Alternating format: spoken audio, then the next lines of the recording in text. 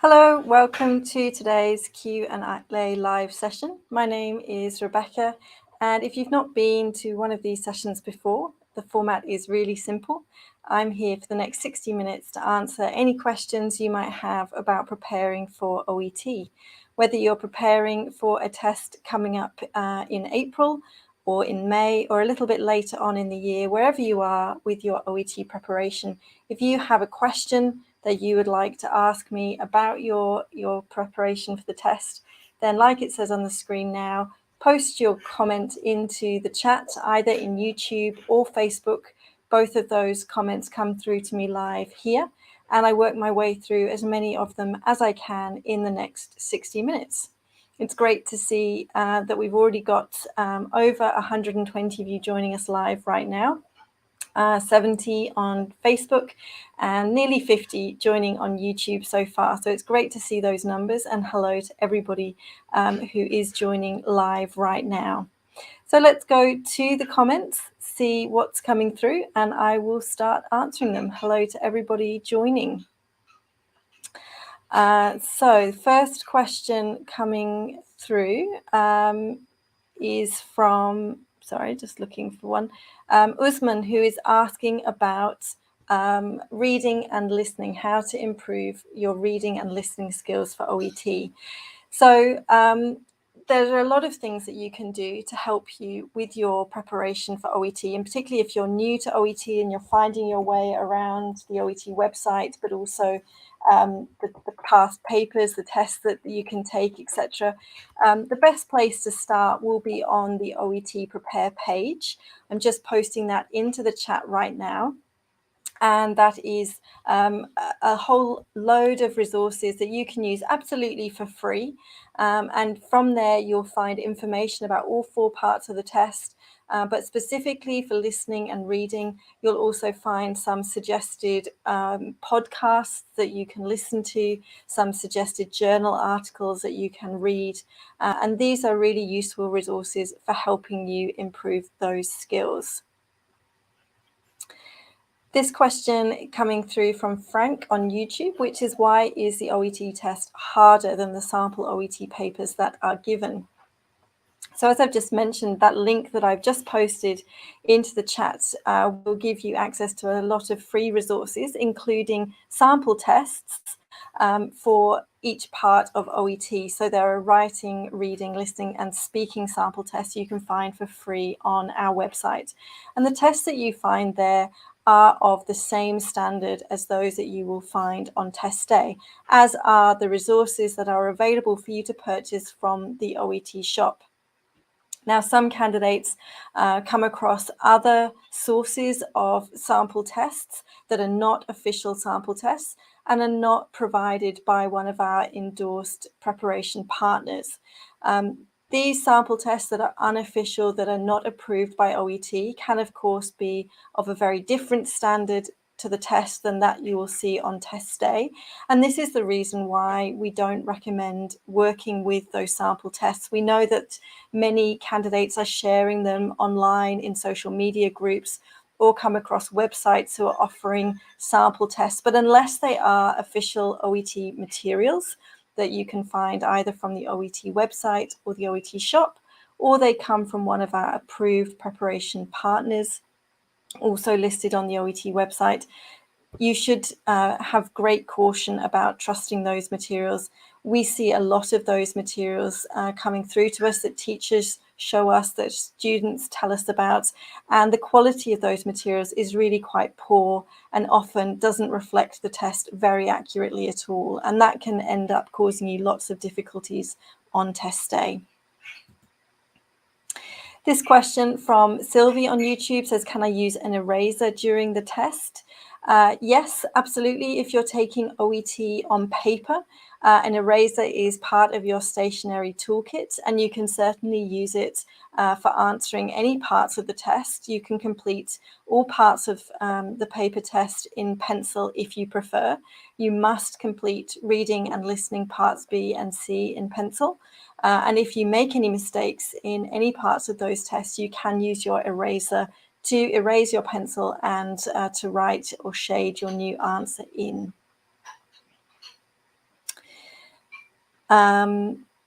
This question from Usman on YouTube in listening part A, if the answer is palm and I write soreness/palm, can I get the marks? I can't tell you definitively because I haven't seen the question or the audio, and I haven't certainly seen the answer key. But my suggestion would be that if the answer is palm, then soreness is not part of the answer. And by including that with the slash, you would score 0 for that answer. It is really important that you only write one answer for each question in listening part A and reading part A. So using slashes is not recommended. It suggests to the assessor that you are suggesting 2 different answers could be correct, and there will only ever be one correct answer taken from the audio in listening or from one of the texts in reading. Amu is asking a question on YouTube, and this question is about listening part C. So I'm going to actually bring up some tips on the screen that might be useful for listening part C. And these are here, and let's just hide that question so that I can show them more fully. So here are some tips for listening part C. So first of all, make sure that you are using your reading time effectively. So before each of the part C audios, you are given 90 seconds to read through the 6 questions for each of those audios. You can underline if there's anything that you find useful before you listen. You can certainly look at the 3 answer options and identify what makes those answer options different, so that when you are listening, you are, instead of trying to read and listen at the same time, just focusing on those 3 individual differences, so that you can try and identify which of those differences is the one that answers the question correctly. So definitely make the most of that reading time. Keep looking at the 6 questions prior to the audio starting. Don't daydream, look around the room or anything like that. Focus on reading those 6 questions, making sure you really understand what each question is asking you. Then when the audio starts, make sure that you keep your focus. It is really easy when you're focusing as with concentration, as you must do in listening part C, to really keep your focus, not to let your mind wander. And that is a skill that you will need to practice ahead of your test day. So make sure that you continue to keep your focus, to listen, to be looking at those answer options and deciding on your answer as you are listening. If you do find that you haven't quite found the answer to the question, or you think you might have missed the answer and you know that the audio has moved on to the next question, either because there is a cue, the interviewer, if it's an interview audio, has announced the next question, or you can hear the presenter moving on to the next question, you need to make sure that you move on to that next question with the audio. So don't keep thinking about the previous question, trying to decide which was the correct answer or not. Move on to the next question with the audio to make sure that you don't lose any more marks by missing subsequent questions. So those are a few tips for listening part C.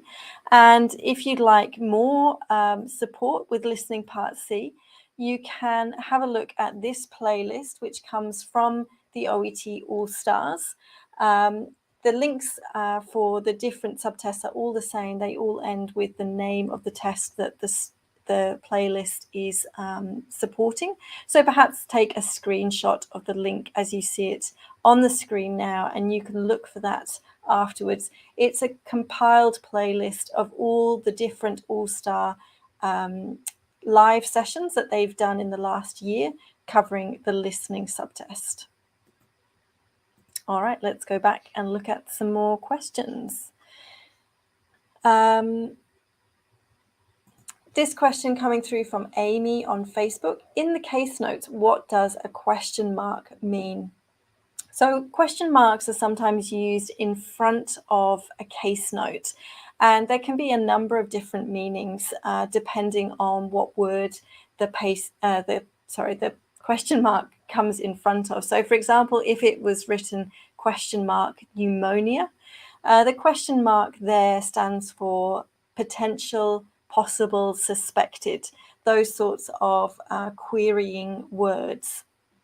And we have a really useful article all about question marks in the OET blog. And the OET blog is another one of those free resources available to you from the OET website. I'm just going to bring up the link now on my screen, and then I can share it with you. On the OET blog, we have a number of useful articles and tips to help you answer questions exactly like this.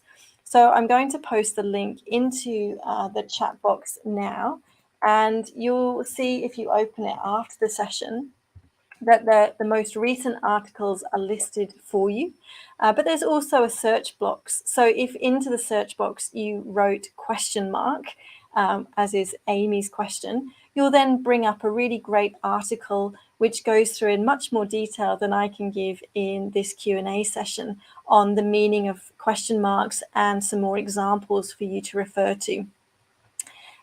Equally, if you have other questions, perhaps relating to commas, or you have a question about a whole subtest, so like listening part C, for example, if you type those keywords into the search box in the OET blog page that I've just posted into the chat box, you'll find all those tips and articles that we've compiled and collated just for you for free on that site there.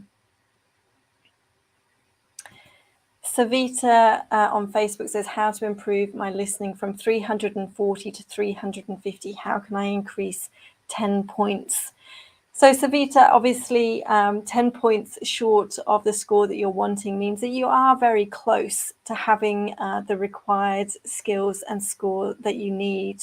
But it just means that in a few areas you need to brush up your listening a little bit more. And it could be down to those things that I've already mentioned in this session, making sure that you're keeping your focus while you are listening, making sure you move forward to the next question as the audio moves forward, not including more than one answer as possible options in listening part A and so forth. So really, whenever you do any kind of practice test for OET, whether it's for listening or another part of the test, once you've taken the test, if you've checked your answers, particularly for listening and reading from the official answer key, what you then need to do is to analyze your responses, to analyze the mistakes that you made particularly, and to try and understand for yourself why you made those mistakes, what caused you to get that question wrong, and then to try and understand that cause and avoid it, obviously, for the next time. And so it can be different from candidate to candidate why you're not quite getting the score that you need. Once you've got a better idea from looking at your own answers and your own sample tests for what the mistakes you're making, you'll then have your own personal checklist for what you'll need to do to improve for next time. Mewish is asking this very common question on Facebook. She says, I'm a bit confused whether I should do OET or IELTS. I am a nurse by profession. So there are similarities and differences between OET and IELTS. OET and IELTS are both what's called high-stakes English tests. That means that they are used by candidates for a number of very important reasons, such as for immigration, for registration, for work, for entry into university, and so on. And they're recognised by those regulators, government departments, universities, because they are, as I say, high-stakes tests. We have, as high-stakes test providers of both OET and IELTS, demonstrated to the regulators and government departments that our tests are conducted efficiently, securely, and are standardized to make sure that the results candidates receive from test to test are the same valid and fair results. Now, the differences between OET and IELTS is that OET is the only high stakes test that is specific to the healthcare profession. That means all the subtests are focusing on healthcare topics. Whereas IELTS is obviously a much more general test. Even if you're taking the academic version of IELTS, the topics that you might be asked to communicate about can be from a very broad range of subjects. So it could be environmental topics, it could be technological questions, it could be historical questions, a whole range of different language to communicate, to understand, and so forth. But OET is purely about healthcare topics. And further than this, the writing and speaking tests are specific to your healthcare profession. So if you are a nurse like Mewish, then you will take a nursing writing and speaking test, which focuses on particular topics that nurses are expected to write and speak about as part of their everyday work in an English-speaking healthcare environment. If you are a dentist, then you would take a dentistry writing and speaking test. If you are a radiographer, equally, you will take a radiography writing and speaking test. So writing and speaking is profession specific. So on that basis, we obviously feel that OET is a much more welcoming test for healthcare professionals. It's a much more motivating test. Candidates tell us that they find it enjoyable to prepare for OET because they realize that everything that they are learning and studying and improving in terms of their English is going to be directly useful for them when it comes to that new job in an English-speaking healthcare workplace. So hopefully that helps you make your decision, Mewish. Now let's skip forward a little bit to find some of the more recent questions. Let's have a look. I can see a few repeated questions. This question comes from Ashma on YouTube. Will the OET videos help with medicine OET? Yes, absolutely. So I think Ashma's question relates to the playlist that I was sharing a little bit earlier. This was a listening playlist. As I was just explaining to answer Mewish's question, writing and speaking are profession specific, but listening and reading are the same test for all 12 OET healthcare professions. And this means we are choosing topics that are broadly accessible and of interest to those 12 healthcare professions. They're much more general in their content, so they're not advantaging or disadvantaging any particular healthcare profession, but they are all the same, so that you can certainly prepare from those resources that I shared a little bit earlier from that playlist. Denise on YouTube says, is it possible to do clubbing of results with paper-based and computer-based OET results? So just to give a little bit of context, some of the candidates who are watching today may not be familiar with this concept of clubbing. Clubbing means combining two sets of test results, and exclusively this is something that nursing regulators are offering to their candidates. Other OET professions, specifically medicine, have to achieve their results from one single test sitting, but many nursing regulators have come to the agreement that they will accept the grades that they want from the nurse, perhaps in a combination of two test results.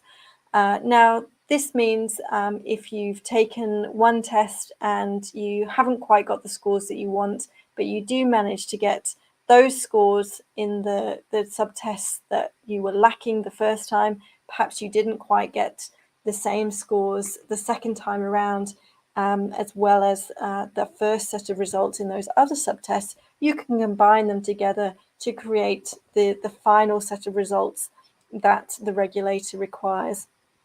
If your regulator accepts clubbed results or combined results, and it's best to check from the OET website, the regulator's website directly to understand their requirements for you.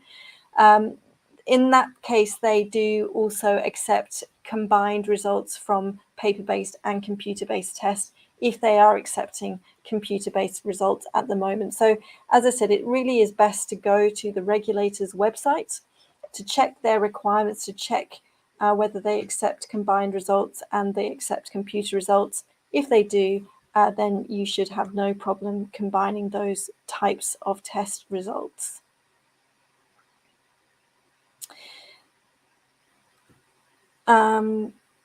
I can see a couple of questions, one coming from Joel, one coming from Sneha, who says, is it possible to add more sample tests to the official OET website?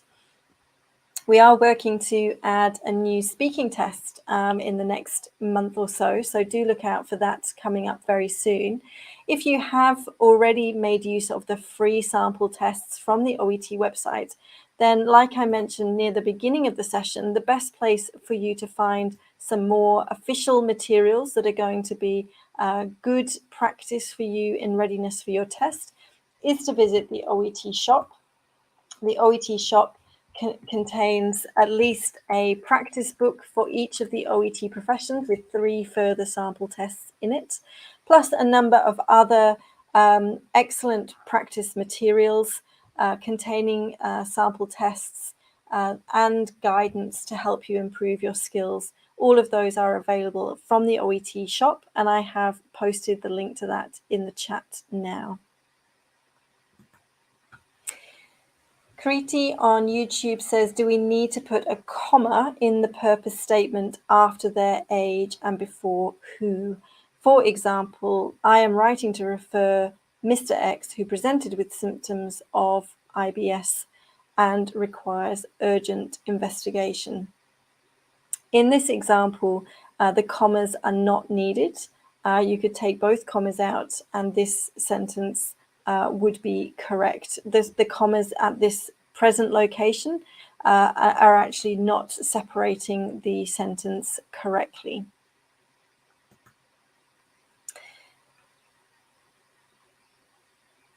Let's have a look at this question from Rahul, who says, so many sites have been offering leaked questions, score upgrades, etc. It's really mind-changing for those who want to study and write by their own. Please, can you find a way to stop these? Thanks for this feedback, Rahul. OET does employ a company that is trawling the internet, apps and social media to look for sites that are violating OET policies, in particular to look for sites that are offering things like leaked questions or score upgrades without sitting the test genuinely and authentically. These are fraudulent sites and you should not trust anything that they are offering you. They are scams.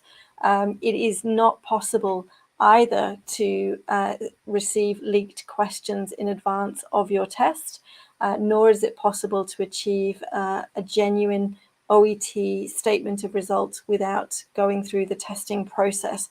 There are a number of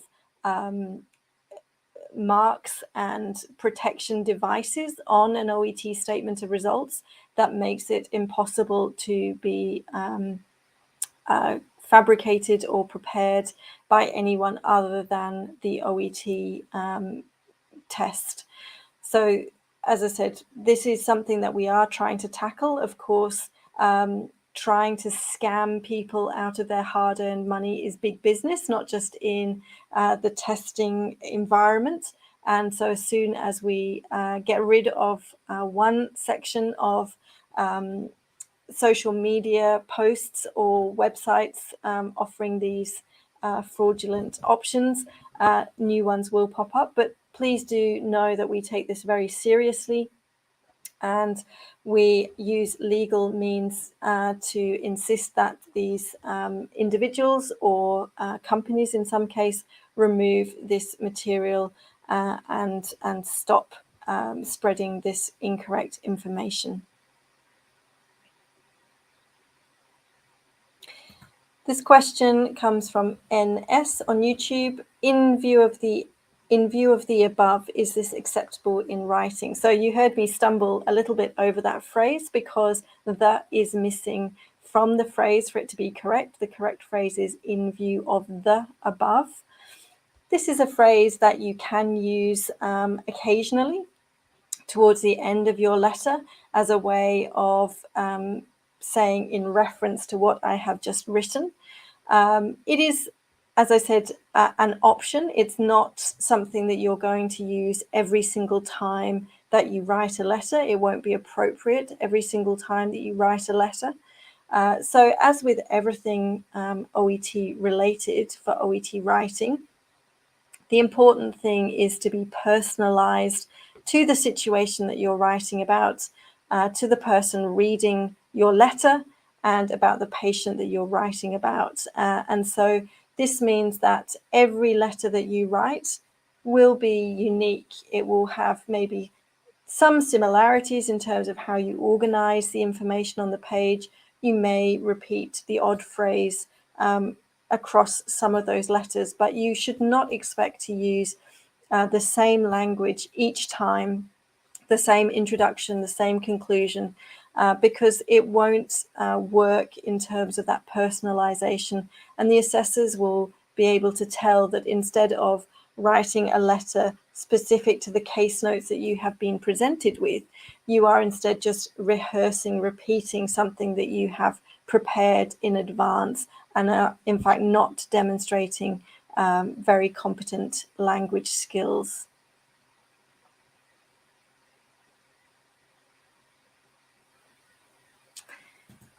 Frank on YouTube said, could you please add some note-making functions for reading part A so that we can easily make text analysis on the computer model? Thanks for this feedback, Frank. We are happy to receive such feedback about your experiences using computer-based testing. The issue of adding a note-taking function has been raised before by a few candidates. But it doesn't seem to be something that a lot of candidates are requesting. However, if you feel very strongly about this, please do let our customer care team know. One of the ways that we check how candidates feel about the test is obviously reviewing the feedback that we receive from our candidates after they have taken the test. So we do really appreciate hearing from you, particularly with something like our computer-based test, which is still quite new, how you're finding the functionality and the usability of the test. And we will certainly take that into account with revisions that we perhaps will make in the future. Kenise on Facebook says, how many questions do I have to score out of 42 in order to get a B grade in listening? So this is another common question that candidates ask. Obviously, when preparing for your test, you want to know when you're going to be ready to sit the test. And one of the easiest ways of knowing that is when you feel that you're answering enough questions correctly to be confident that on test day, you're going to get the score that you want. And the B grade is the one that most candidates are aiming for. Now, the answer to this question is the same for listening and reading, because both of those tests have 42 questions in total. They're split over 3 parts, parts A, part B, part C, but the correct answers from those 3 parts are combined together to create a score out of 42, and that is the score that is then translated into your letter grade and your numerical score. Now, each test, as I was explaining a little bit earlier, for listening and reading is not profession specific. It's on general healthcare topics, and each test date has new test materials. So each set of texts, each set of audios will be different from test to test. We do not repeat previous test materials from test to test. And so what this means is that the individual challenge of the test that you take is largely the same. As I said earlier, it is standardized to make sure that the results any candidate takes in any month will be the same in terms of the level of their English fluency, to any other test, to any other candidate. And to allow for this difference, this slight difference between the questions and the materials used in the different tests, there's no fixed grade boundary for listening and reading. It means that from test to test, the score required for a B, for example, could go slightly up or slightly down, depending on the individual challenge of the test that you're taking. We recommend, when you're practicing with official OET materials, to be consistently scoring between 30, 31 and 32 out of 42 correct to be confident of getting a B grade on test day. So those are the scores that you can be aiming for. When you are consistently achieving those scores, 30, 31 or 32, then that's the time that we would say you're ready to book your test. This question from Ojo Moladi is saying, can you please give tips on the writing module? So again, for this question, I'm going to talk a little bit generally. It is something that is specific to your healthcare profession. But having said that, the advice and the guidance and the approach to writing, regardless of whether you're taking nursing or medicine or pharmacy or physiotherapy, is largely the same. As I was talking about a little bit earlier, you're given a set of case notes, and in that case note, you have a writing task, which explains why you are writing your letter and who you are writing to. And your task is to then organize the information from those case notes into a letter for the reader who will be receiving your letter. And the best way to score well in the writing test, to demonstrate to the assessor that you have a high level of written communication, is to write a letter that is personalized to that situation. So rather than going into the test with a ready, rehearsed letter that you intend to repeat, but just change a few of the key details like the patient's name or their condition, go in with a blank mind, an open mind, and look carefully through the case notes. You have 5 minutes reading time to understand the set of case notes that you've been given and the reason for writing your letter. Use those 5 minutes to fully understand the situation, and in your mind to start planning, how are you going to organize the information? Which information is the reader going to find the most important? That will then help you to, once the writing time starts, perhaps quickly draft out in just 1 or 2 minutes a skeleton structure for your letter. What's the information going to be in the first paragraph, your introduction? What information is next in line of importance is going to be in paragraph 2. And so once you then start writing, you've got that skeleton in your mind, and you can more effectively and efficiently write the letter, knowing that you've got this plan in your mind.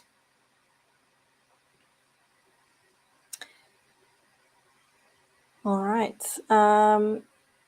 This question from Cryptic on YouTube says, are we allowed to check the time in the reading subtest? Yes, you can see the time for your test, whether you take the test on paper when the clock will be at the front of the room, or if you take the test on computer where the time is displayed at the top of your computer screen. You are able to see the time at any point during your reading test. And when there is 5 minutes remaining, you are given an alert about that, so that you know that that is the time that is left to you.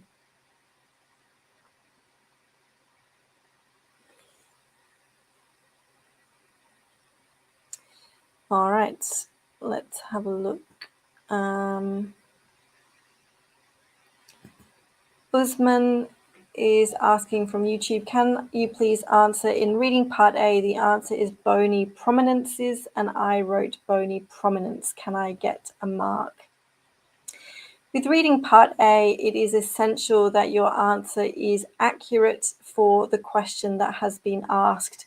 And although I'm familiar with the question and the text, this comes from one of our sample tests on the website. I can't remember the exact question off the top of my head, but I do know that the way that the question is phrased we'll make bony prominences correct, because that is plural, it means more than one, and bony prominence incorrect.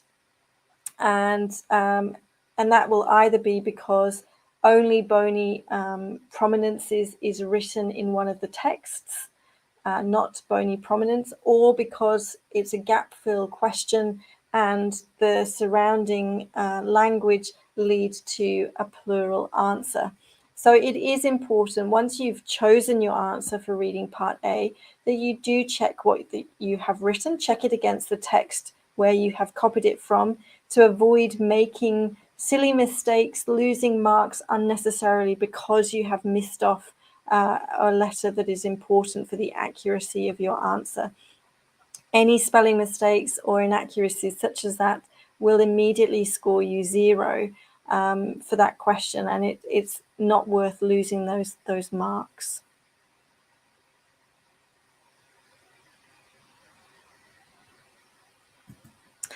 This question from Youssef on YouTube says, we've witnessed a significant number of those who couldn't pass OET recently, particularly since the beginning of the year. Is there any change in how the score is calculated?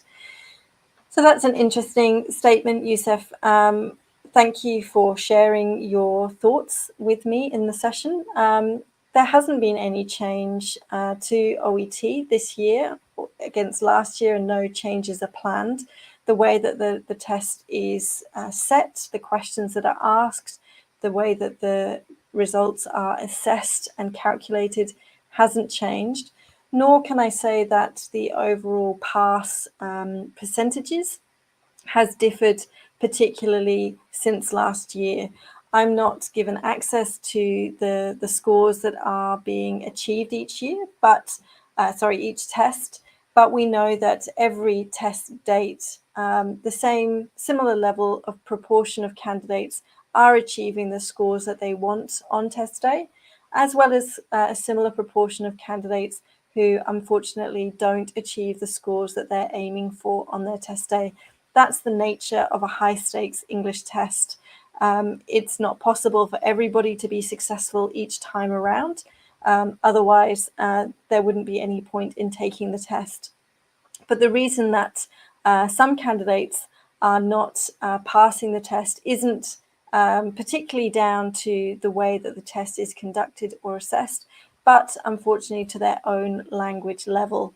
And we do encourage candidates to be realistic about their current language level before they decide to apply for OET and to take their test, to make sure that on top of often the working hours that they are doing, the family commitments they may have, that they do allow themselves sufficient time to prepare for their test. It is an important test. It does have the possibility to be life-changing.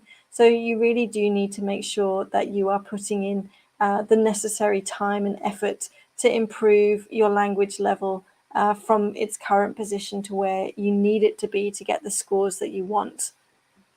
And as I was saying earlier, candidates sometimes are relying on practice materials that are unofficial, that can mislead them about the challenge of the test, and can make the test seem much more difficult on test day than in fact it is if they had been preparing with the good quality official OET test materials.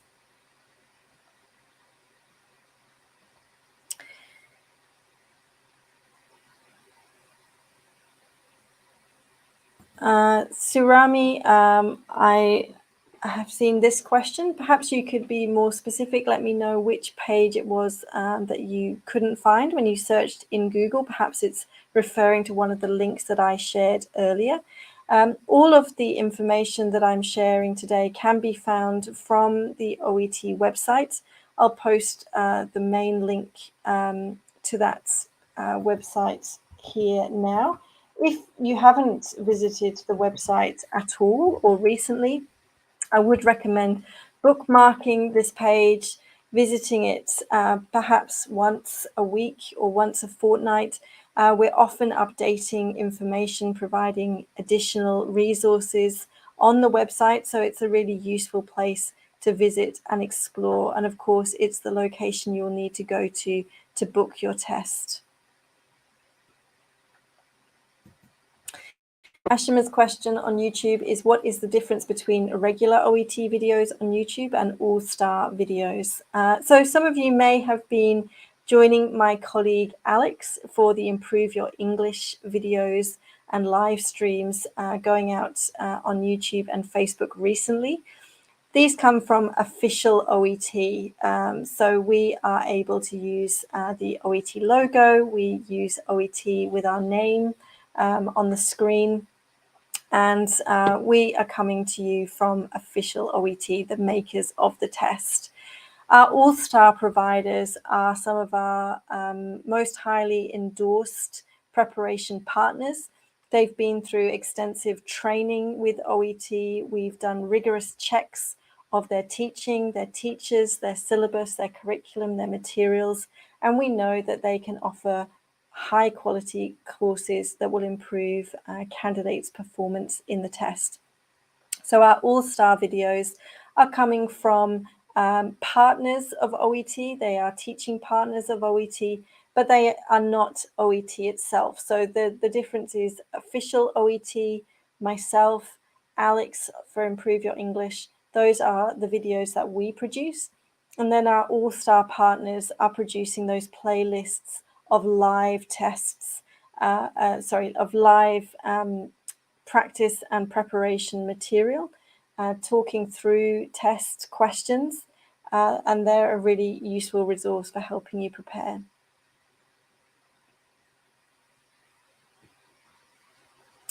All right, so let's have a look again a little bit closer to where we are now. Here's a question coming through from Kin on Facebook. In the writing subtest, if the receiver's name is provided in the task and written with the address, is it necessary to write the name, or is it okay if I just write Dear Nurse? Good question, Kin. So the advice would always be to use the receiver's name if it is given in the task. So for example, Dear Ms. Smith. If the name is provided, that would be seen as more polite and more accurate, so do use that. However, if their name isn't provided, just their job designation, then that would be fine to use. So for example, if your writing task says, write a letter to the nurse at the patient's care home, in that instance, you could start Dear Nurse. So hopefully that clarifies that for you.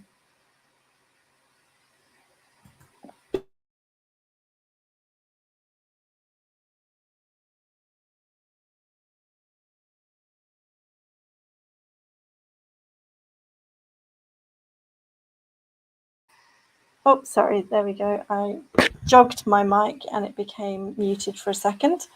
So Iobami is saying on YouTube, does OET have answer sheets for the listening and reading tasks, especially listening part A and reading parts B and C? So for OET on paper, for the listening test, you're given one test booklet, which includes the questions and space for you to write your answers. There's no separate answer paper. For the reading test, for reading part A, you have a text booklet and a question booklet. Again, there is space for the answers underneath each of the questions for reading part A. For reading parts B and C, like with listening, you have one question booklet. The texts and the questions and space for the answers are all within the same booklet. There's no separate answer sheets outside of the question booklet for listening and for reading.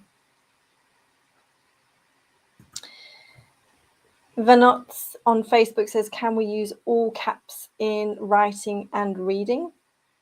If you're taking OET on paper and it is your preference to write all of your answers in capitals for writing and reading, then that is allowed and the assessors will accept answers written in capital letters.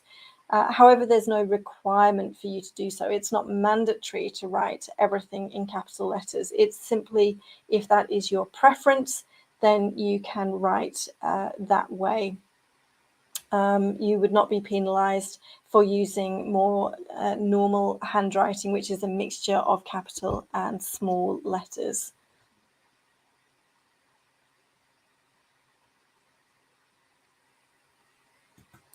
Noor is asking from YouTube, I have a query because paper checking is different on country basis. Can you explain?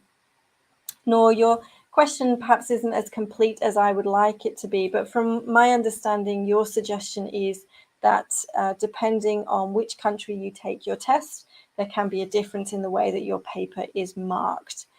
If I've got your meaning correct, then that is a misunderstanding. That is incorrect information. The way OET is assessed is that wherever you take the test around the world, all of the papers are marked in one location in Melbourne, in Australia, by one team of OET assessors. There are not country-based assessors, there are not regional-based assessors. Every single test paper taken on computer or on paper or at home, every single test paper is marked in Melbourne, in Australia, by one team of OET assessors. So there's no difference from country to country in the results that you could receive. There's no advantage in sitting the test in this country over that country. It's irregardless of where you take the test in the world, your paper will be marked in Melbourne, Australia.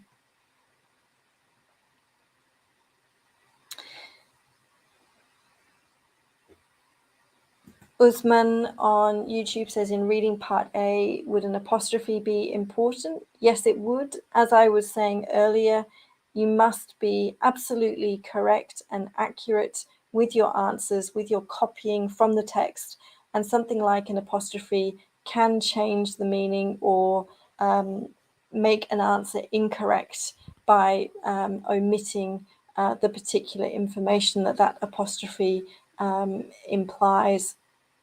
And it certainly would make it inaccurate if an apostrophe was in the text and you haven't copied it into your answer. So it is important that you pay close attention to detail and copy things exactly.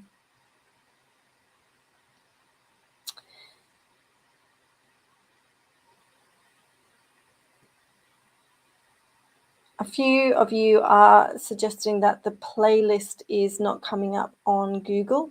Apologies about that. I'll need to check that after the session. Perhaps something has happened to that link, which is making it inactive.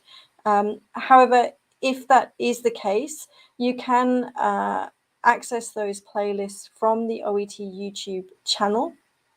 So some of you are on YouTube already. If you're not there at the moment, go to @officialoet, which is our handle on YouTube. And from there, you'll be able to see our curated playlists from the All-Stars for all parts of the test. So if that link isn't working for you, visit @officialoet on our YouTube page, and you'll be able to find the playlists there.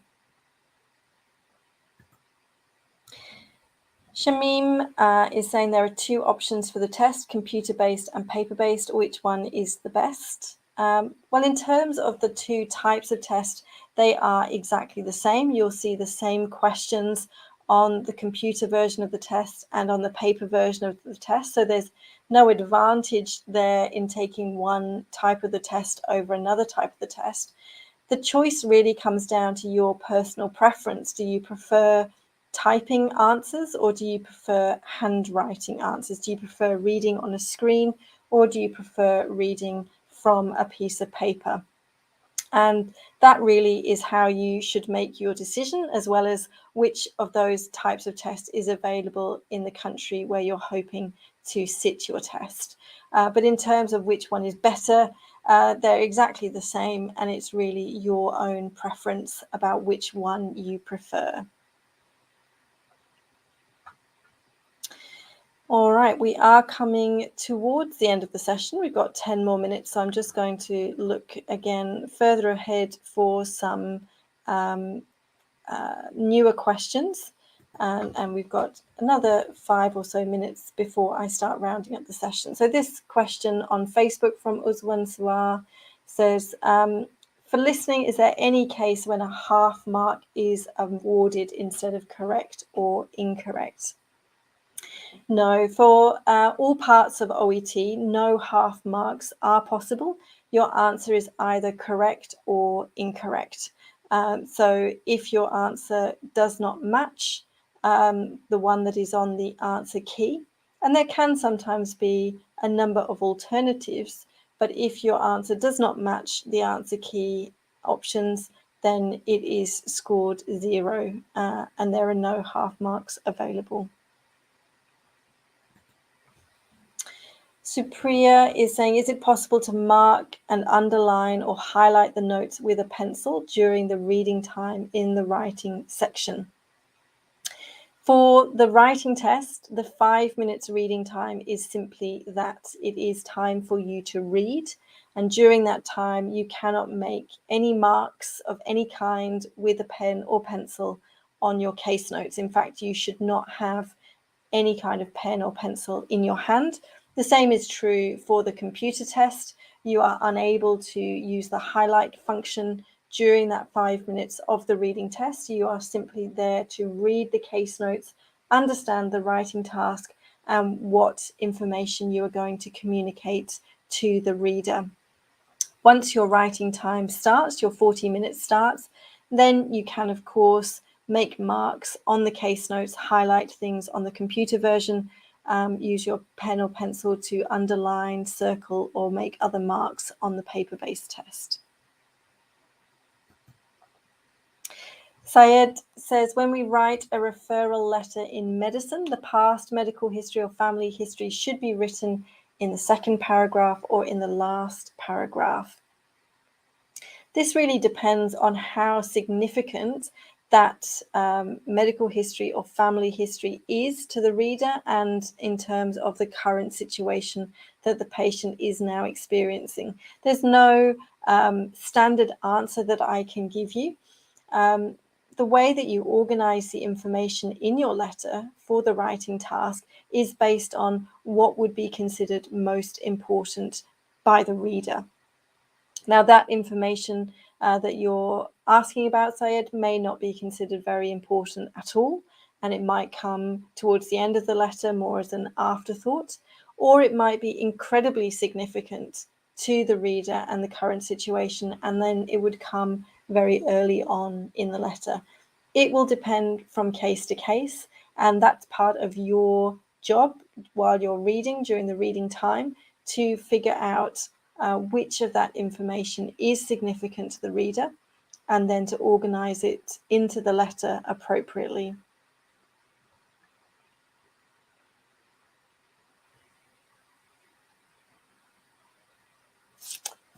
Marjan on Facebook says, in speaking, do we know the patient when the card says your patient? The term your patient doesn't specifically mean that you have been working or meeting or speaking with that patient before. You would look to the rest of the background information on the roll card to understand if this is your first meeting with the patient or whether you have met this patient before. It will be things like whether you've just examined the patient, that might be mentioned in the background information. It might say, this patient has come in for their regular review of their medication, for example. The background information will make it clear whether this is a first meeting or a follow-up meeting or subsequent meeting. But the phrase your patient by itself doesn't give that information about if it's first or second meeting.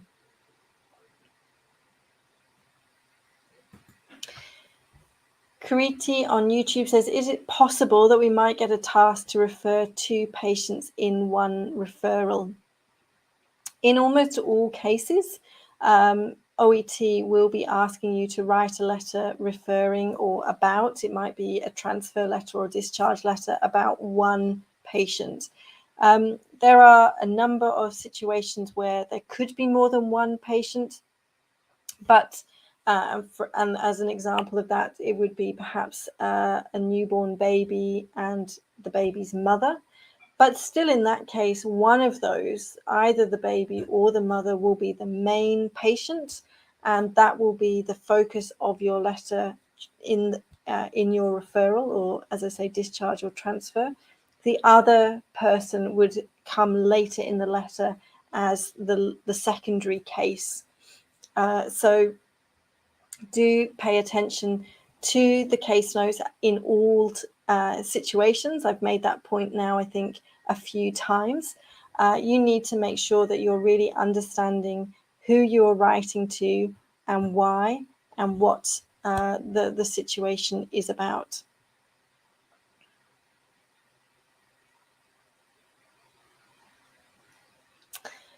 All right, I'll just look for a couple of other questions. This one from Jobin on YouTube: in writing, her local GP is a known case or not? OET doesn't make use of vague phrases like local GP in official practice materials or in live test materials. OET will always explain if there is an existing relationship between the patient and the reader. And local GP doesn't indicate any kind of existing relationship, just that they live in the same geographical area. So I would suggest that those materials that you're looking which say local GP, are some of those materials that I discussed earlier. They're unofficial. They don't represent the test very accurately.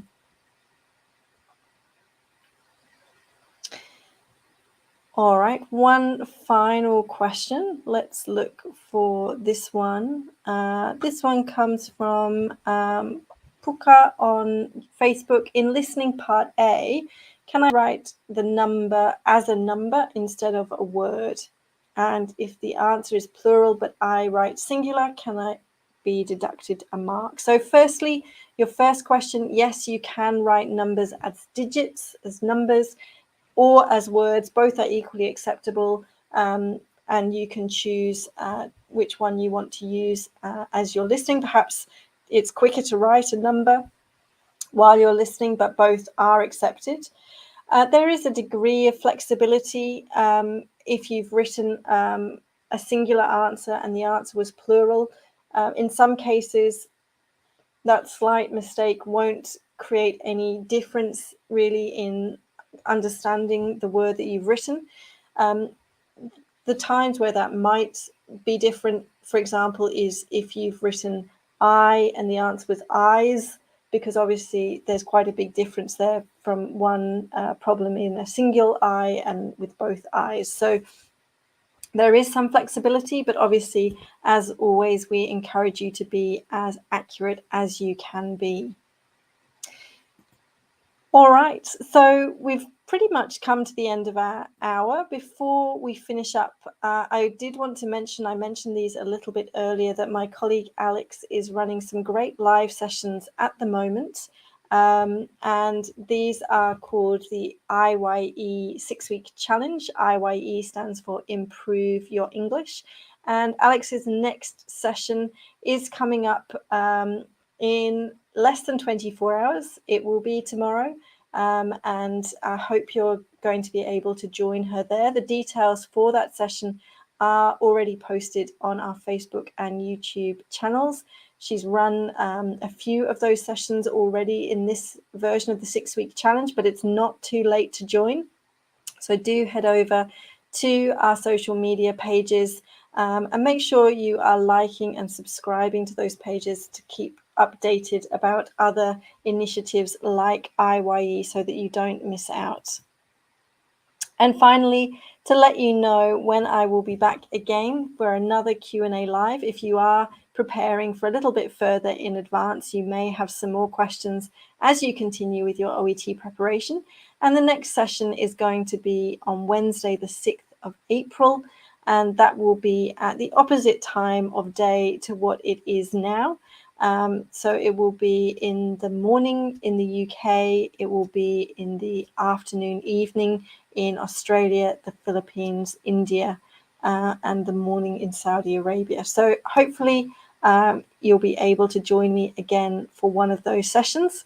Thank you for asking some great questions today. It's been good to be back, and to answer more of your questions. And I look forward to seeing you again in a couple of weeks. Thanks. Bye for now.